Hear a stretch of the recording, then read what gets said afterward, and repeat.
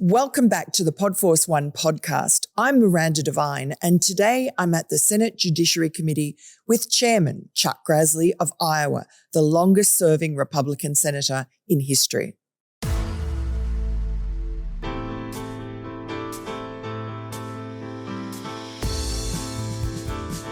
Senator Chuck Grassley, thank you so much for joining us on Podforce One. Well, of course. Thank you for having me. We're in this beautiful room, wood-panelled room. Very famous, memorable moments have happened in this Judiciary Committee hearing room.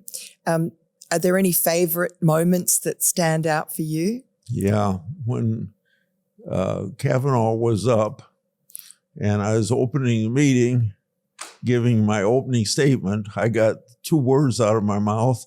And one Democrat after the other just suggested we adjourn. And I said, you don't adjourn hearings, you only adjourn executive committee meetings. But that went on for a couple hours. And I just let them harangue about it. I think I made my Republicans mad because I didn't cut them off. But I've come to the conclusion after a lot of years in the United States Senate that it's easier to let people talk. It takes longer to shut them up. So I just let them talk. But it took, instead of getting done at 2 o'clock in the afternoon, we got done about 5 o'clock in the afternoon. I think we started at 9 or 10 o'clock in the morning. But they ate up a good 2 or 3 hours trying to shut the whole Kavanaugh hearing down. Yeah, that was now Supreme Court Justice Brett Kavanaugh, and that was a really ugly meeting, wasn't it? Ugly hearing when they brought in all sorts of lies and tried to besmirch his character. So it must have been difficult to keep control of that hearing. Yeah. You know, even after we had the hearing, I think the Democrats thought they could stop him by his not being able to answer the questions. And so once he was able to show that he could answer their questions, maybe not satisfy them, but he satisfied the public. He was explaining what he was going to do as a member of the Supreme Court. Then they went after his personal character. Yes. And for the next 10 days to 2 weeks, we had to battle that.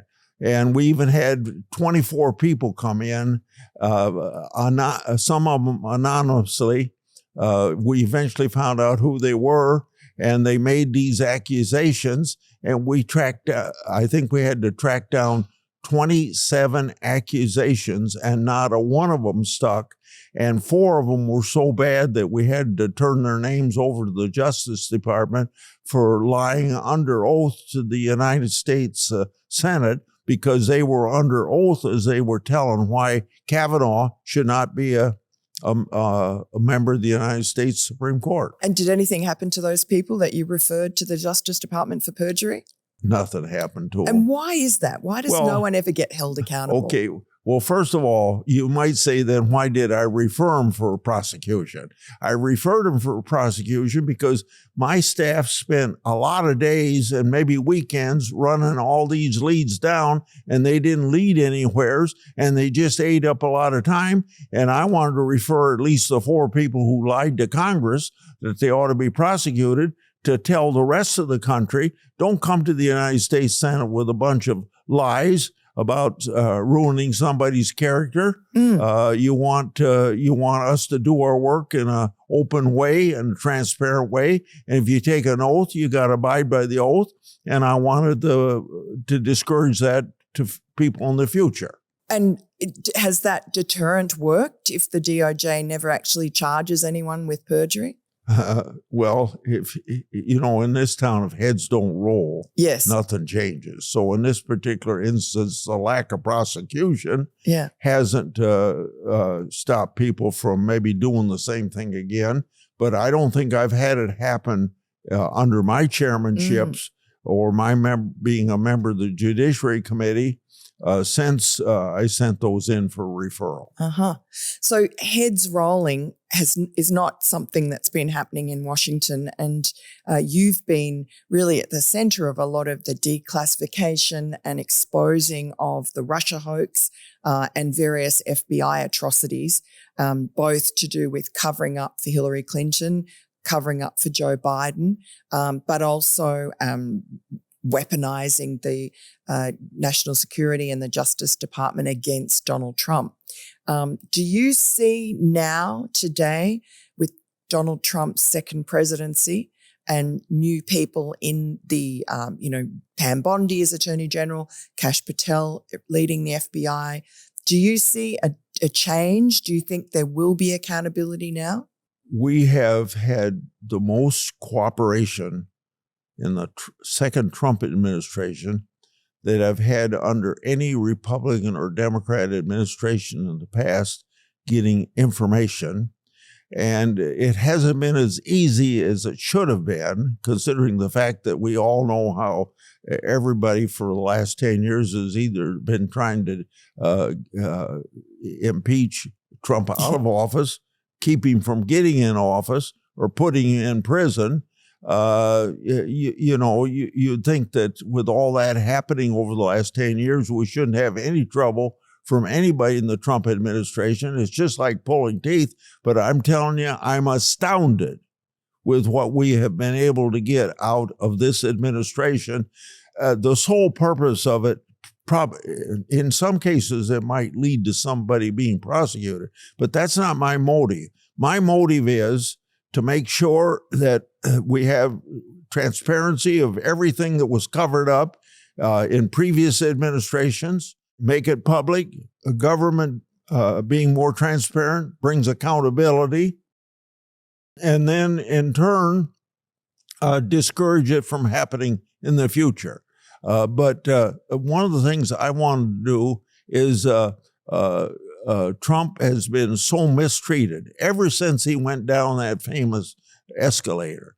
He's been mistreated with so many things. I remember a conversation I had with a friend of mine who had talked to a Democratic senator in February of 2017, told that friend of mine who was a Republican, and maybe this senator didn't know that this person was a Republican when they were talking together, but he made this famous statement that I remember that maybe only she and I shared, but he said that Trump will not be around past September of 2017.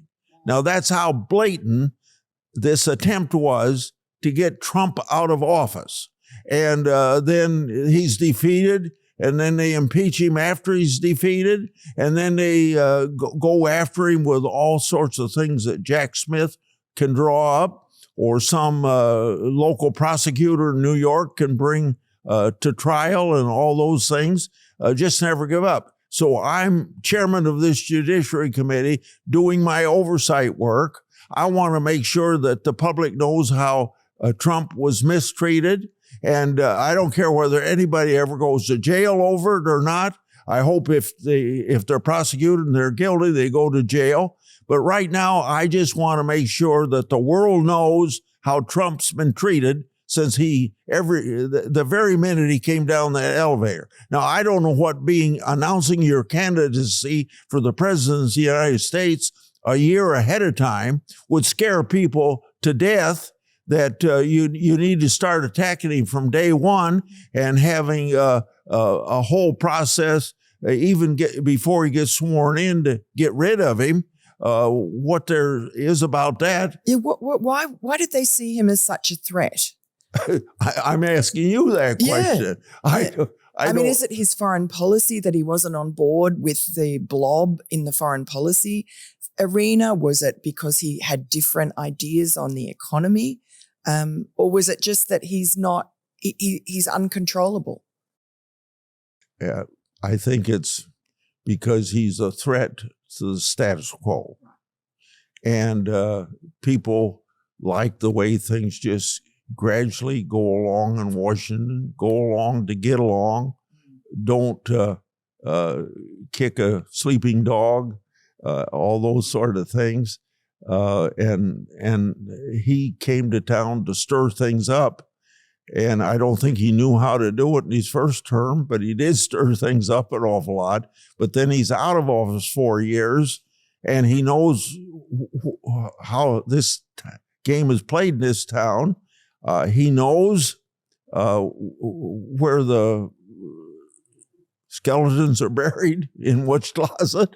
He knows whose forces to deal with. Most importantly, he knows what he didn't do right the first term, and he's not going to make that same mistake again. So you perceive a different Donald Trump this time, a more effective president? If he had served from 20 to 24, his presidency probably wouldn't have gone down in history as anything very great. But I think now his presidency will look pretty darn good compared to the other 45 people that served in that office.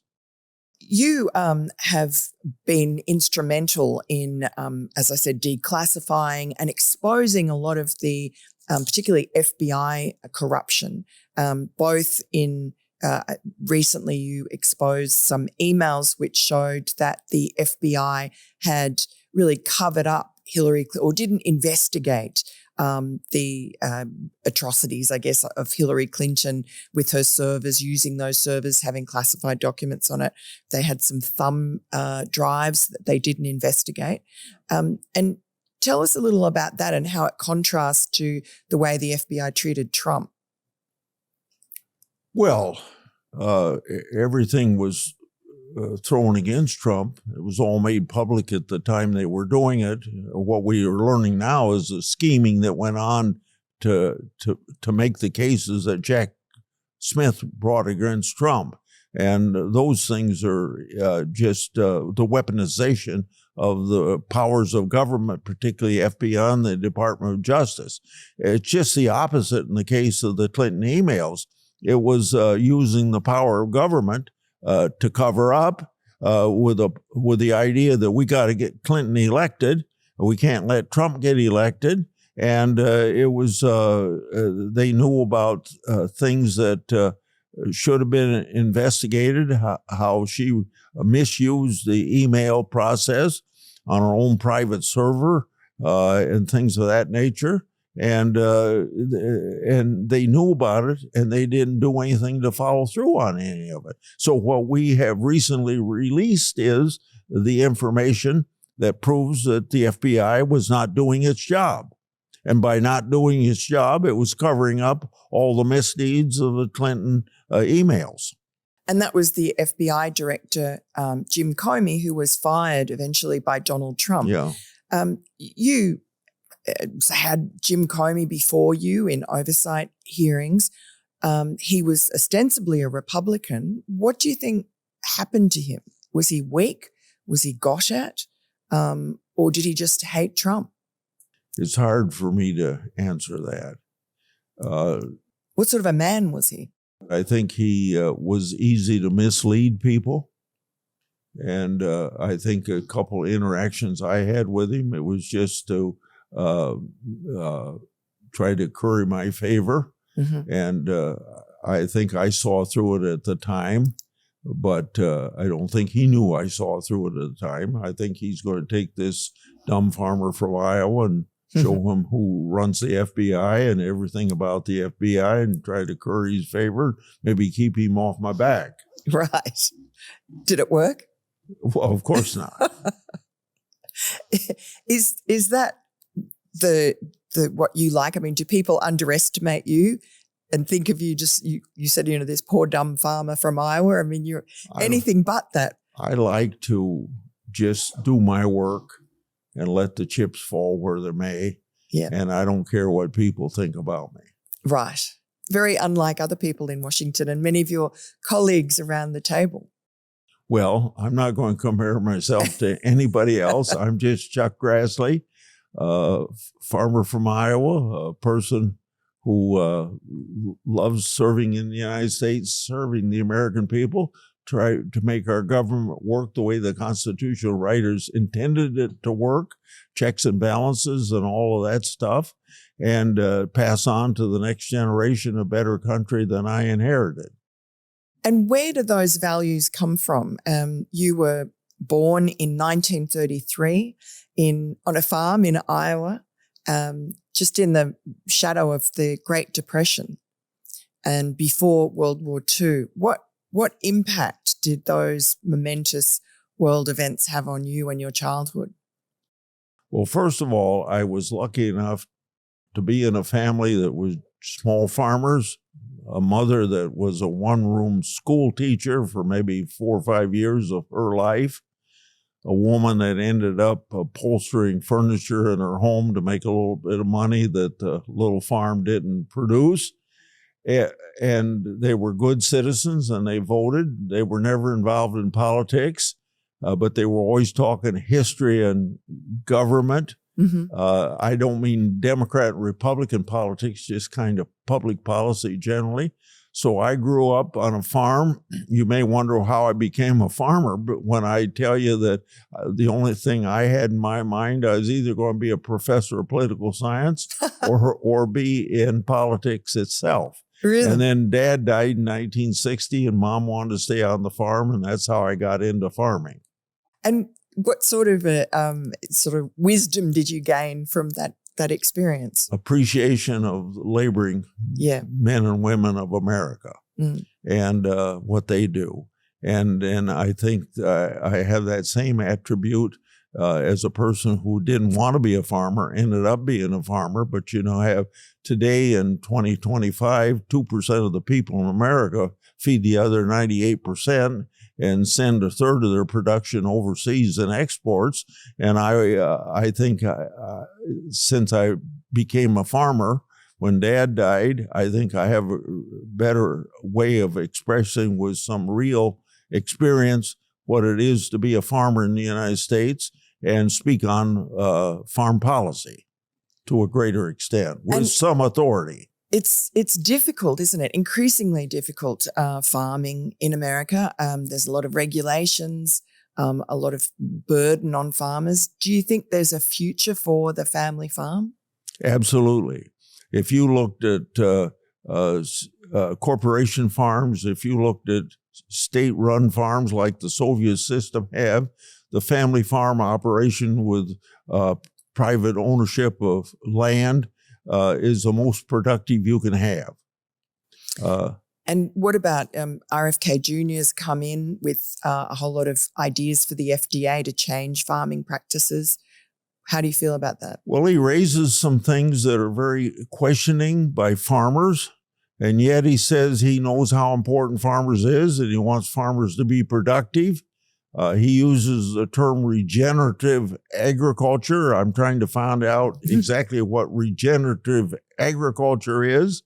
But if he realizes that 2% of the people can't produce the food for the rest of the country, if you're going to have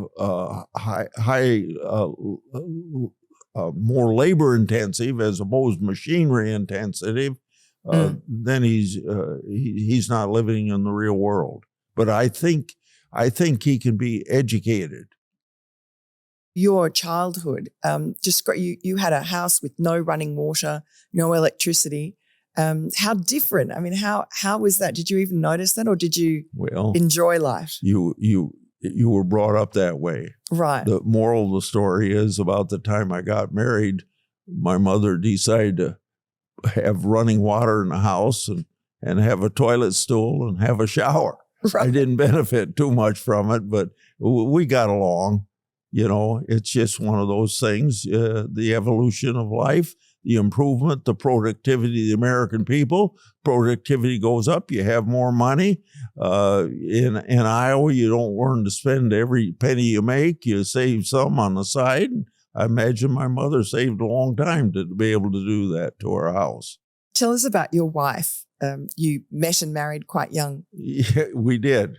Well, not young when we got married in 1954. We've been married 70 years now. Congratulations. Thank you. But it was kind of a case of a blind date.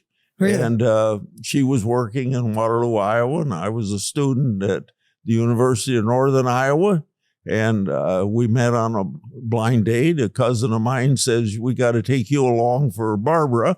So that's how I got acquainted with her. And 8 months later, we were married. Wow, that was quick. Yeah. Was it love at first sight? Yeah. Well, yes, it had to be, didn't it? Yeah. Anyway, she then started to college at the same time I did. And then we had 2 or 3 children at that point, and she left college and didn't finish until 50 years later. No, 40 years later, Right. 1983, she got her degree. That's perseverance. Yeah. 5 children later. But she was mother and father to the kids. We have 5 children, and I was in politics or farming and then moonlighting in the factory and things of that nature. So she was mother and father to the kids. I just have to say, I wouldn't be in the Senate today if I didn't have a wife like Barbara Grassley. Isn't that wonderful? And she obviously shares your politics, your common sense politics. She'd probably say she's more common sense than I am.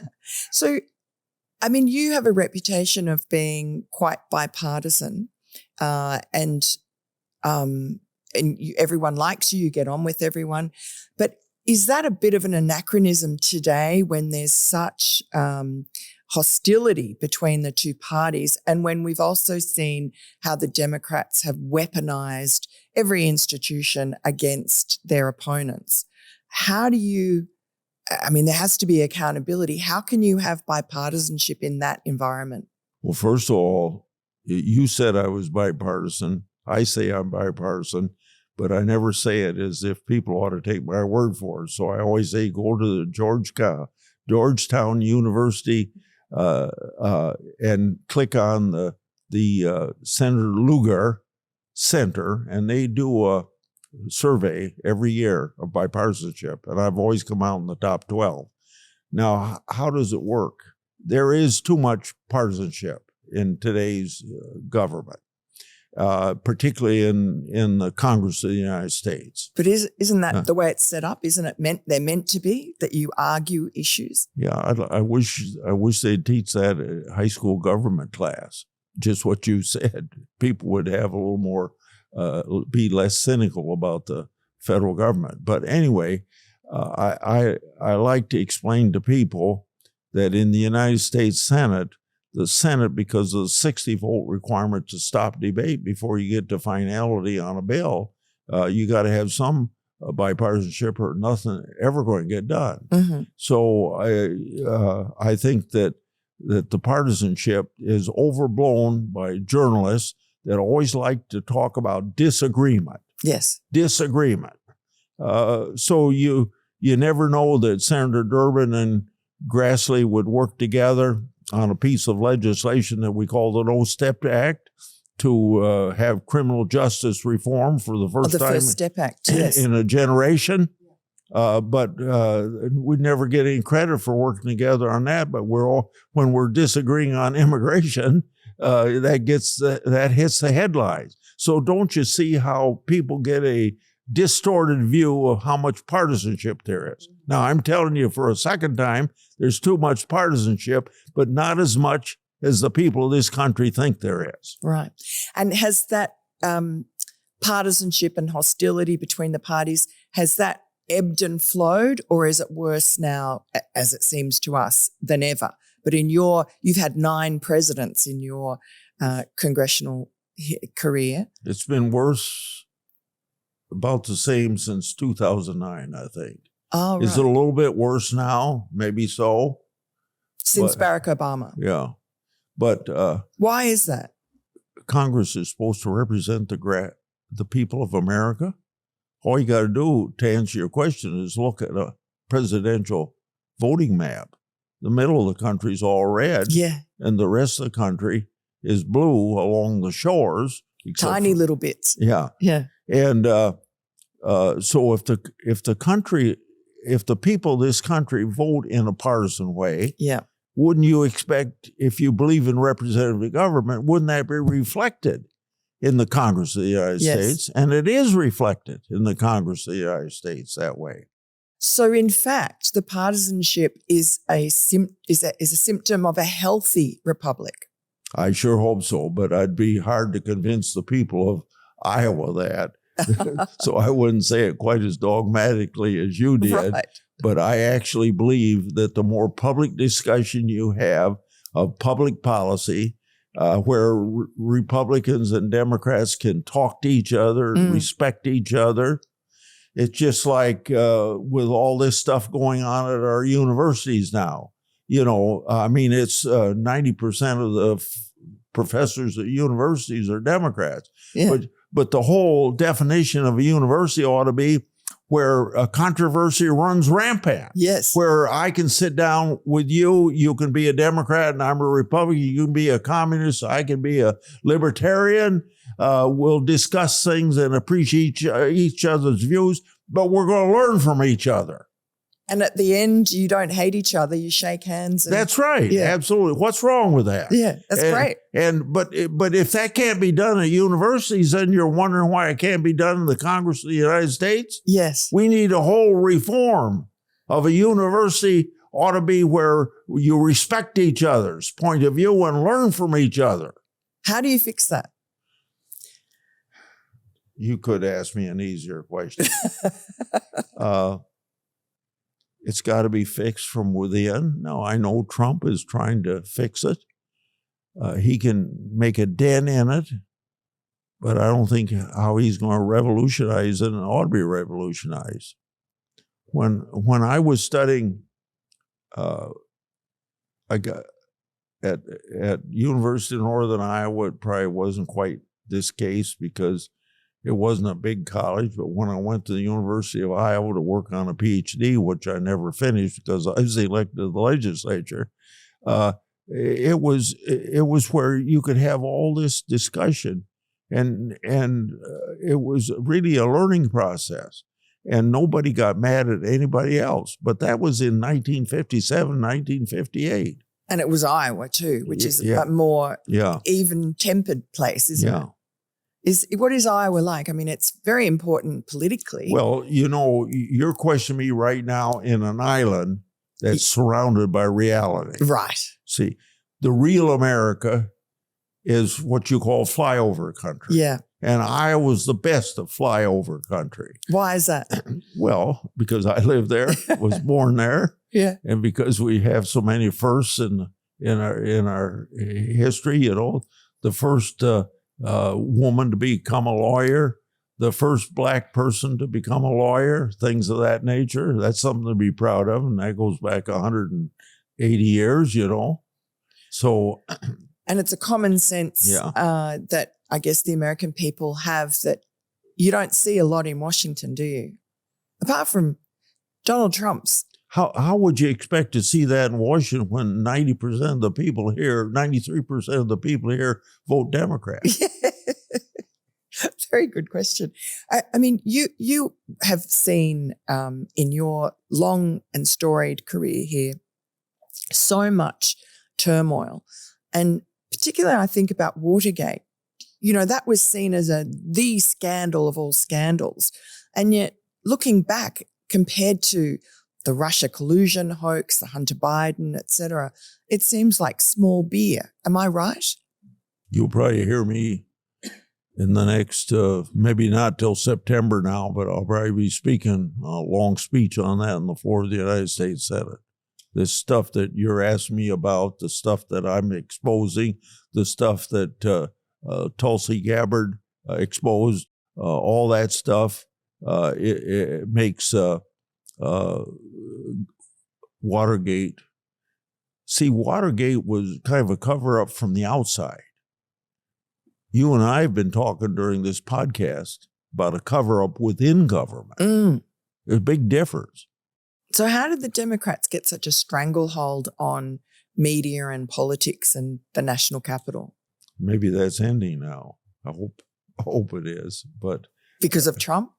Yeah, I think so. It looks like they're having trouble within their own political party finding their way along. I think it happens when you have three major networks control the news for 70 or 80 years.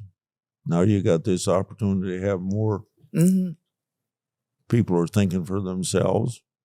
They're telling other people how they're thinking through social media. I think that's how you end it. But it isn't going to end easy. No. And that brings us to your oversight responsibilities and your have achieved enormous amount of transparency. You've had FBI directors before you, powerful people. We talked previously about Comey. Christopher Wray was a Republican appointed by Donald Trump, and yet he seemed to be one of the more troublesome ones. Tell me about that moment when he told you he had to leave the hearing early, this oversight hearing early, when he still had questions to answer. And you asked him a question. You said, "Do you have business to attend to?" And what did he say? I think he just simply said, "I got to go." But the background of it is that we have, maybe once a year, we have the director of the FBI in for what we call a formal oversight hearing. It doesn't mean you can't do oversight with the FBI the other 364 days out of the year, but we have an official one. He comes in, all the members ask questions, and then we had some members that wanted a second round, including I having some questions.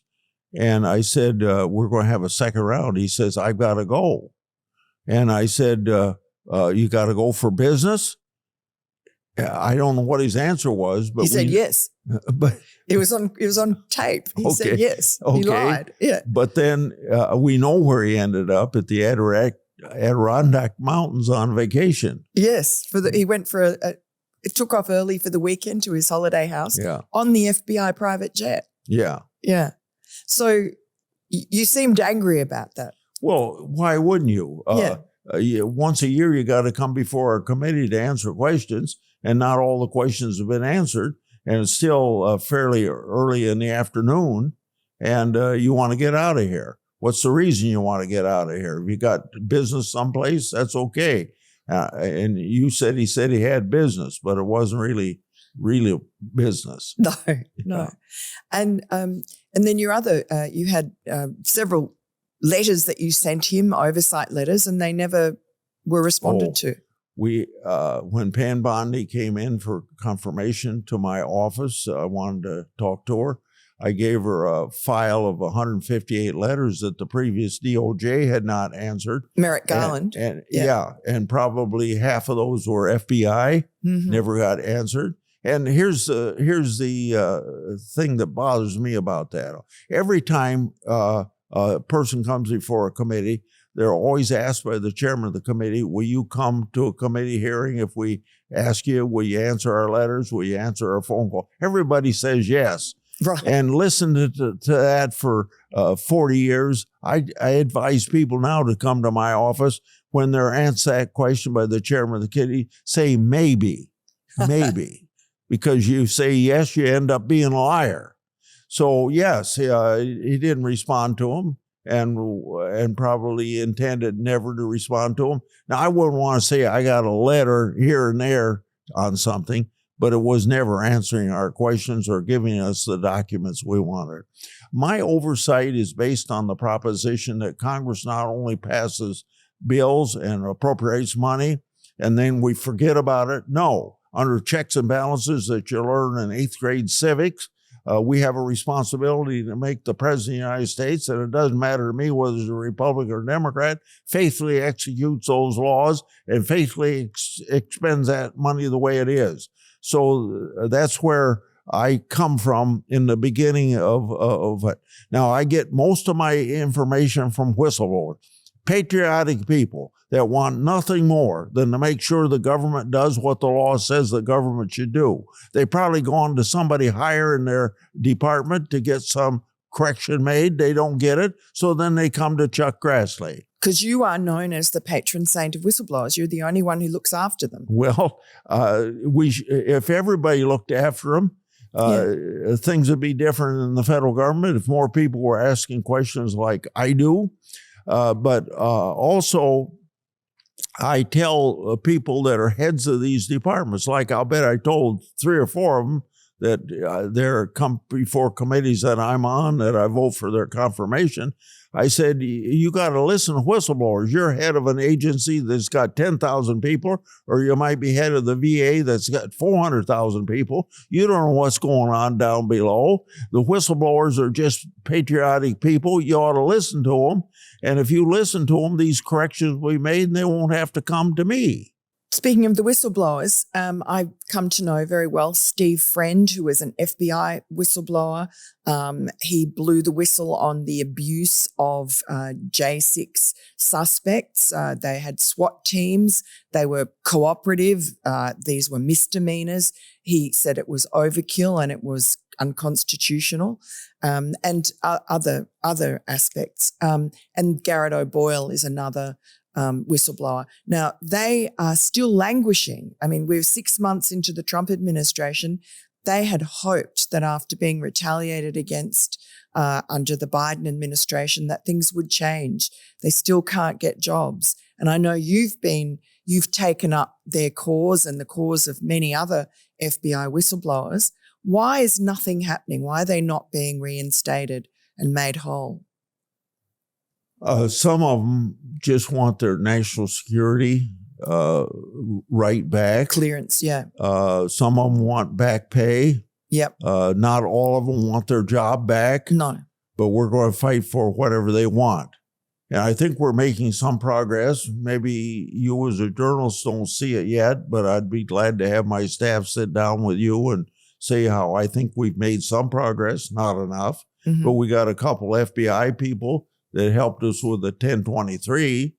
They've been moved from a district office into headquarters where they can help the heads of the Justice Department find where the skeletons are buried, where maybe even the people in the Justice Department wouldn't know about it.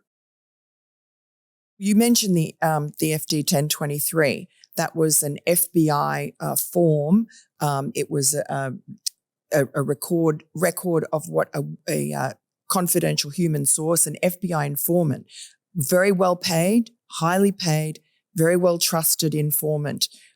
His identity was secret when you released this, but he was bound up with the Hunter Biden scandal, and he had given to his FBI handler some evidence or some hearsay about bribe money being paid to Hunter Biden or to two Bidens, which everyone assumed was Joe Biden, and Hunter Biden may have been someone else, may have been Hunter Biden and his business partner. But anyway, we later found out this man's name was Alexander Smirnov. Now, you really battled hard against Christopher Wray and had to threaten him with contempt of Congress because he refused to release this form, which had this bombshell information about Joe Biden corruption. And tell us about that. And well, we wouldn't have got it without the whistleblowers telling us about it. And they had read the document. And it was buried. It was buried. And when my staff was able to read it before it was released, we knew it was hot stuff that needed to be put out there. But it took a long time because the whistleblowers, as you know, have jobs. Yeah. They didn't want to get fired. They wanted to be very careful how they did it. So it was probably their own lawyers that took us so long to get it. But we got it. But only after threatening Christopher Wray. Yeah. Yeah. And then you decided, because you'd been stonewalled by Christopher Wray so much, and he kept on saying, "Oh no, we can't release it because it'll hurt the they've been paying the informant. They've been paying the informant for a decade, maybe longer than a decade, and he was giving them misinformation as well, but they're saying." They allege he's giving misinformation. Maybe he wasn't. Yeah. He alleged that the Ukrainian company Burisma had paid the Biden family $5 million each to two Bidens. And that was buried and was never allowed to go to the IRS agents who were investigating Hunter Biden. So you released that. That must have been a difficult decision to make. It was redacted. It wasn't. It wasn't difficult. It was difficult for the whistleblowers because you could see they could be fired for doing that. Right. Even though we have whistleblower protection laws. I wasn't, once I got it, I was willing to release it. It wasn't any problem for me to do that. The public ought to know. You were one of the first, you and Senator Ron Johnson, one of the first people to investigate the Hunter Biden corruption. Starting in 2019. And you... Even before... the laptop Biden, from hell. Yes. Yeah. But even before Biden announced his presidency, because everybody's saying we're doing it because Dad's running for president. He wasn't running for president at the time we opened this investigation. And what made you open the investigation? We had whistleblowers that came to us and told us how bad the situation was. We needed information, and eventually we issued a preliminary report, 2020. And very prescient. Then a fuller report later on. And you had all the payments that were coming in from Ukraine and China and so on to Hunter Biden. In, I don't know, it was 21 or 22, I gave a speech and I put pictures of all these financial transactions, the checks that were written to them. I put it up on the Senate floor so the whole world could see it. Yeah. So you were prescient on that, but you got a lot of obstruction from the FBI. Tell us about, you had a bogus briefing. You were ambushed. Yeah, can you believe that? We're told that we should be briefed on it to kind of protect ourselves. From the FBI. So we go to this briefing, and we didn't learn anything new at the briefing, but the briefing was set up at the behest of Democrat leaders in the House and Senate. Nancy Pelosi, Chuck Schumer. Yeah, to put us in line so that out of this meeting, they could leak a press release that would say that we were didn't know what we were doing. And Russian disinformation. Yes, all that sort of stuff. Yeah. So, but now that we know 3 or 4 years later, everything we said was accurate, and even more information's coming out on it almost all the time. Yes, that report really stands the test of time. You had an outline of everything, all the Hunter Biden grift and the money going to his family. Yeah. Do you think you served with Joe Biden in the Senate side by side in this room? He was a chairman of the Judiciary Committee before you, and you were a member sitting up at the podium with him. Did you get on with him? Did you think he was corrupt? Did you think he was incompetent? I got along with him. I didn't think he was corrupt. I didn't think he was incompetent. I had a pretty good relationship with him for 28 years that we served together. Were you close to him? No, I wouldn't say I was close, but we worked together on legislation. We got along personally pretty well. And was there anything about him that would sort of indicate what kind of a terrible president he would end up being? Not at all. Really? Were you surprised? Yeah. I think it's if you feel like you know somebody well, it's hard to believe some of the things that you originally heard. Now you kind of know. A little naive about how I looked at the President Biden compared to Senator Biden. And what changed? Or was he always like that? Well, what changed was, since he's been president, I've only had one face-to-face meeting with him. So I don't have anything to judge it, but what I've learned by what everybody else has said going on and what you observed on TV, you know that a lot changed since he left the United States Senate. In what way? Well, I just think physically and mentally. Right. So when he was president, how do you assess his presidency? I mean, he was one of 9 presidents that you've served with. Well, considering the fact that it doesn't look like he was running it, at least in recent 2 or 3 years, I think he'll never go down in history as a very effective senator or a very effective president. But do you suspect that Joe Biden was being controlled by his staff? Yes. When you do 1,000 commutations and pardons, and you don't pay any attention to it, you aren't doing your job. What did you think about his pardoning Hunter Biden?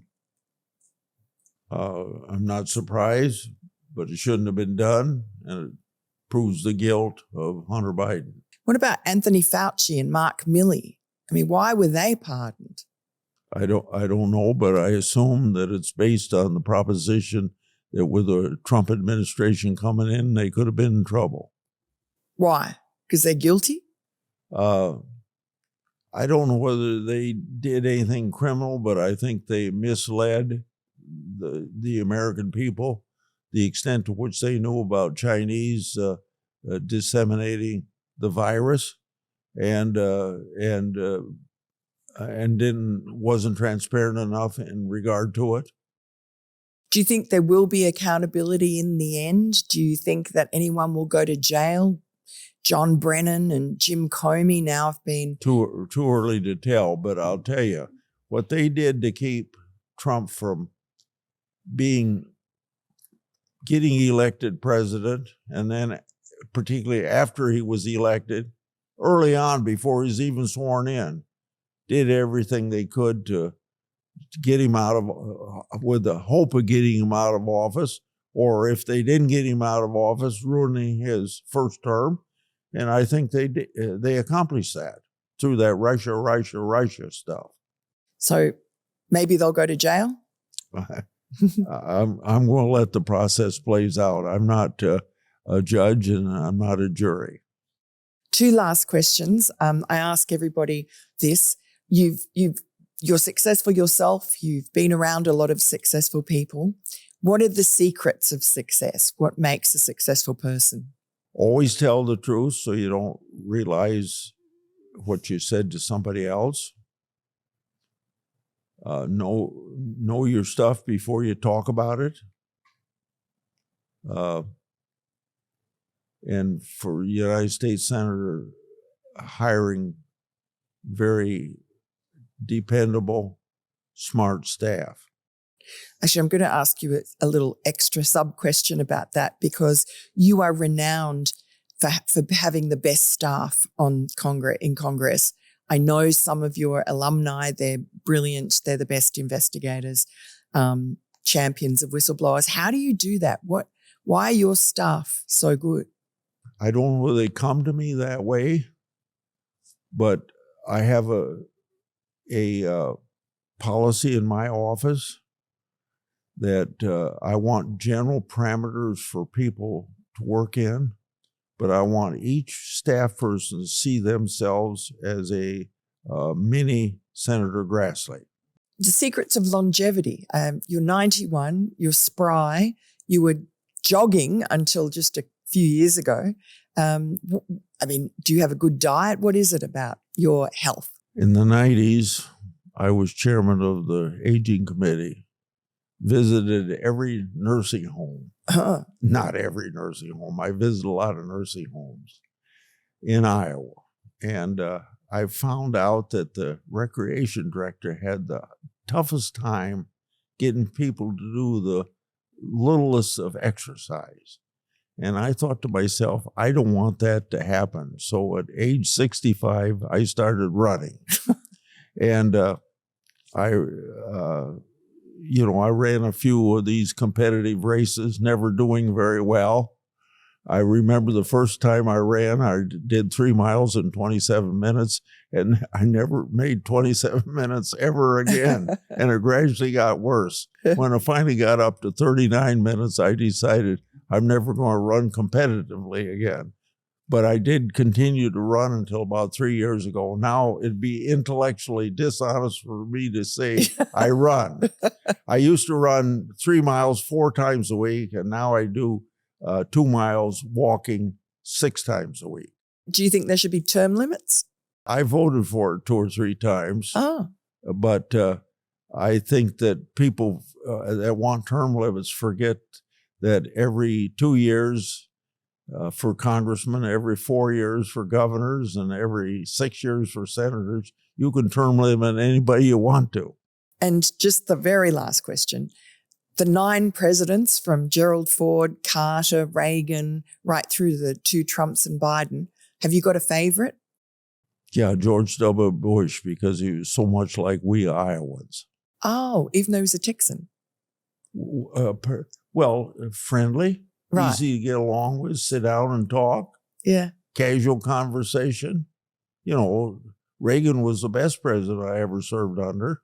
Maybe someday I'll say Trump's the best president I ever served under. But right now I can say Reagan, but the friendliest and the one I liked the most was George W. Bush. Fantastic. Thank you so much, Senator Grassley. Thank you for having me. You bet. Thank you so much for joining us today. I'm Miranda Devine, and this is Podforce One. Please hit the like and subscribe button so you don't miss future interviews with the most powerful people in Washington.